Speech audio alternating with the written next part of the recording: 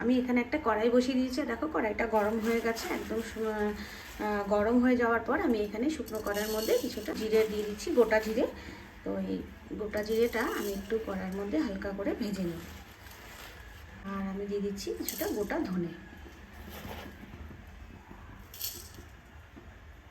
দেখো ধনে আর জিরেটা হালকা করে গরম করে নিয়েছি, মানে হালকা যখন এই ফ্লেভারটা বেরোবে তখনই আমার তুলে নিতে হবে, আর বেশি দরকার নেই। বেশি দরকার হলে মানে বেশি ভাজলে পুরো একদম পুড়ে পুড়ে যাবে।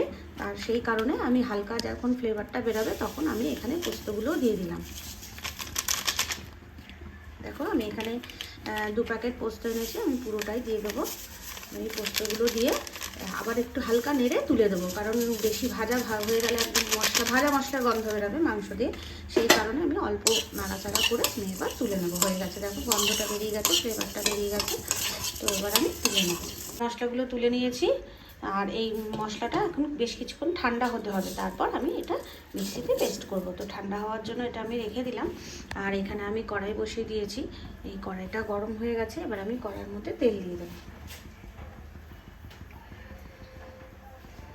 সর্ষের তেল দিয়ে দেবো।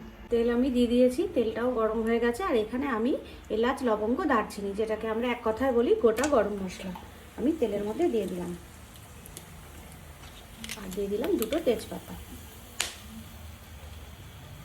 আর এখানে কেটে রাখা একটা ক্যাপসিকাম আমি দিয়ে দিলাম।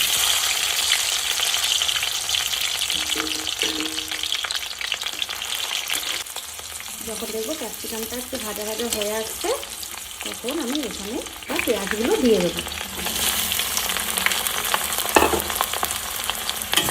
এই সবগুলোই আমি এবার একসাথে ভালোভাবে ভেজে নেব। এখানে আমি মশলাটা একদম রেডি করে নিয়েছি, এইরকমভাবে শুকনোভাবে পেস্ট করে নিয়েছি। আর এখানে পেঁয়াজগুলো নরম হয়ে এসেছে। এবার আমি এখানে মধ্যে লবণ দিয়ে দেবো। এখানে আমি কিছুটা লবণ আমি দিয়ে দেবো, যাতে পেঁয়াজগুলো আরও তাড়াতাড়ি নরম হয়ে যায়।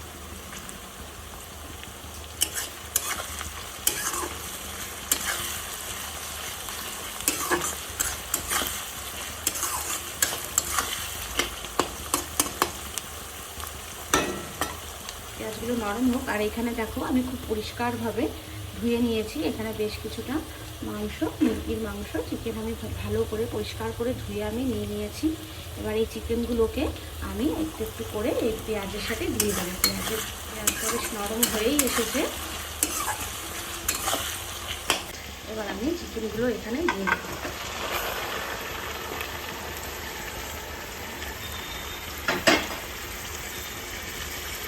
চিকেনগুলো দিয়ে দিয়েছি। এবার আমি চিকেনগুলোর সাথে পেঁয়াজগুলো একসাথে ভালো করে তেলের মধ্যে নেড়ে নেব।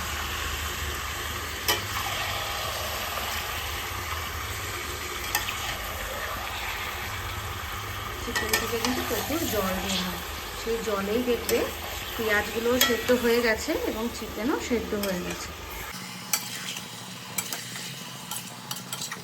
মাংসটা যতক্ষণ ওখানে রেডি হচ্ছে, এবার আমি এখানে একটা মশলা রেডি করে নিই। আমি বেশ কিছুটা আদা পরিমাণ মতো নিয়ে নিলাম, যেরকম মাংস নেবে সেরকম আদা নেবে। এবং এখানে কিছুটা কাঁচা লঙ্কা আমি নিয়ে নিলাম, লাল এবং সবুজ কাঁচা লঙ্কা দুটোই ছিল আমার ঘরে। লাল লঙ্কা হলে একটু ভালো হয়, রঙটা লাল হয়, সেই কারণে আমি এখানে লাল আর সবুজ দুটো কাঁচা লঙ্কা ছিল, নিয়ে নিলাম। আর এখানে কিছুটা পরিমাণে রসুন নিয়ে নিলাম। আর নিয়ে নিলাম টমেটো। এই সব মশলাগুলো আমি বেশ একসাথে পেস্ট করে নিয়ে আসবো। এখানে আমি মশলাটা রেডি করে নিয়েছি, আদা, রসুন, কাঁচা লঙ্কা বেটে। আর মাংসটা দেখো এখানে হালকা ভাজা ভাজা হয়ে গেছে। এবার এই মশলাগুলো এর মধ্যে দিয়ে দেবো।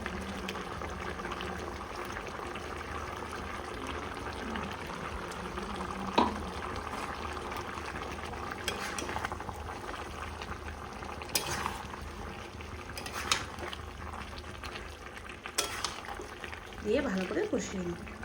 এবার আমি হলুদ দিয়ে দেবো।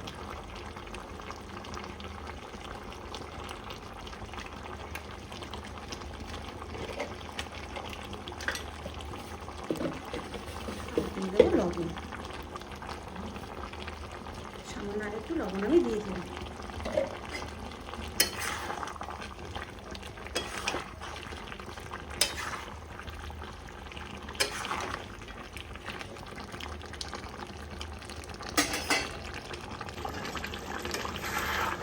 হালকা যখন কাঁচা মশলার গন্ধটা হালকা হালকা চলে যাবে, এবার আমি আমার এই মশলাটা, পেস্ট করা মশলাটা এখানে পরিমাণ মতন দিয়ে দেবো।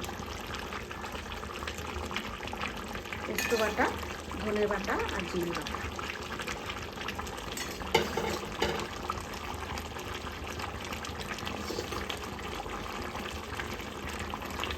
আর এখানে দিয়ে দেবো একটু কাশ্মীরি লঙ্কার গুঁড়ো,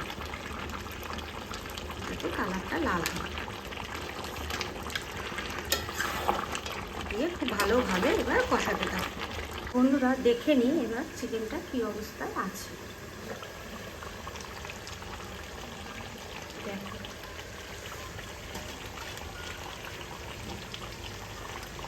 দেখো শুধু কালারটা দেখো। এই সময় এসে কিন্তু তোমরা অবশ্যই লবণটা কিন্তু দেখে নেবে।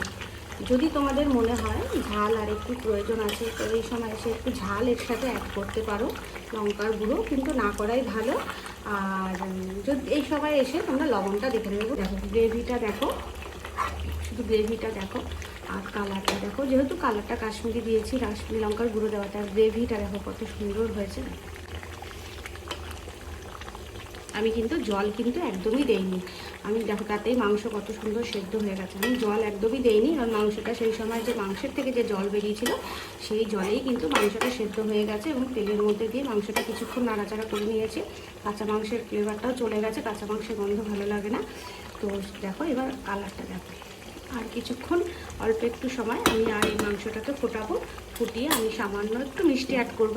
তো এবার আরও একটু ঢেকে দেবো, 2-3 মিনিটের মতন আবার একটু ঢেকে দেবো। দেখো হয়ে গেছে 2-3 মিনিট। এবার আমি এখানে মিষ্টিটা অ্যাড করে দেবো।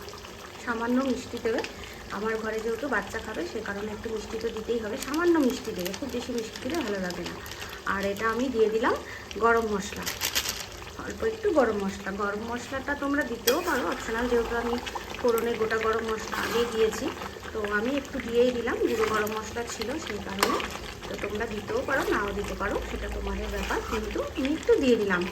যাই হোক বন্ধুরা, মাংসটা আমার রান্না হয়ে গেছে। চিকেনটা একদম সুন্দর কালার হয়েছে, সুন্দর গ্রেভিও হয়েছে।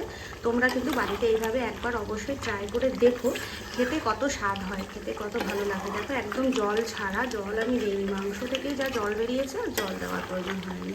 তো বন্ধুরা আমার ভিডিও যদি তোমাদের ভালো লাগে তোমরা অবশ্যই কিন্তু লাইক কমেন্ট শেয়ার করবে, আর প্রচুর প্রচুর প্রচুর শেয়ার করো, আর আমার সাথে থাকো, সঙ্গে থাকো।